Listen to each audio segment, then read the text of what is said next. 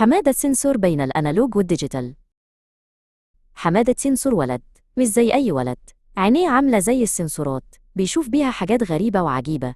قطته بسبوسة كانت بتجري ورا شعاع الشمس على الأرض. مياو، بصت لحمادة كأنها بتسأل: أنت شايف إيه يا حمادة؟ حمادة ضحك بصوت عالي وحماسي: تعالي يا بسبوسة هوريك الدنيا بعينيا، يلا بينا نشغل وضع الأنالوج.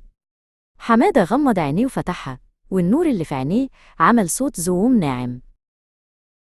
شوف يا بسبوسة، في عالم الأنالوج كل حاجة ناعمة ومتصلة ببعضها زي الزحليقة. بص على شعاع الشمس، لقوه بقى عامل زي شريط نور طويل وناعم، من أوله لآخره مفيش أي فواصل. حمادة حط إيده على بسبوسة وهي بتخرخر: وسمعي صوتك ده كمان؟ خررر، موجة صوت مستمرة وما فيهاش تقطيع، ده كمان أنالوج. ظهرت موجة صوت ملونة وناعمة طالعة من بسبوسة. جاهزة للمفاجأة؟ سأل حمادة بحماس. يلا نشغل وضع الديجيتال. عينيه عملت صوت كليك كليك، والنور اللي فيها اتغير وبقى يقطع وينور زي البيكسلز. بصوا تاني على شعاع الشمس.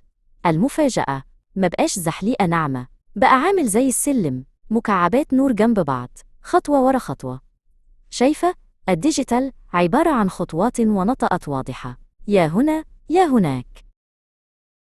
حمادة مسك دراع الألعاب بتاعه: ولما بلعب، شخصيتي في اللعبة يا إما بتنط يا إما مبتنطش، مفيش حاجة اسمها نص نطة، دي حركة ديجيتال. بسبوسة فهمت اللعبة، حاولت تخبط شعاع الشمس بمخالبها، بس رجلها جت في الحتة الفاضية بين مكعبين النور. مياو. حمادة شالها وهو بيضحك: عرفتي الفرق يا بسبوسة؟ الأنالوج زي أغنية طويلة ناعمة، لكن الديجيتال زي ما بنقلب الأغاني على الموبايل، نط أغنية ورا أغنية.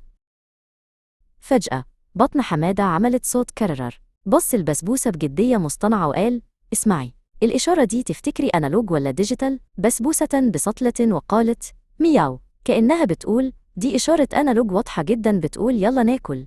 وطلعوا يجروا على المطبخ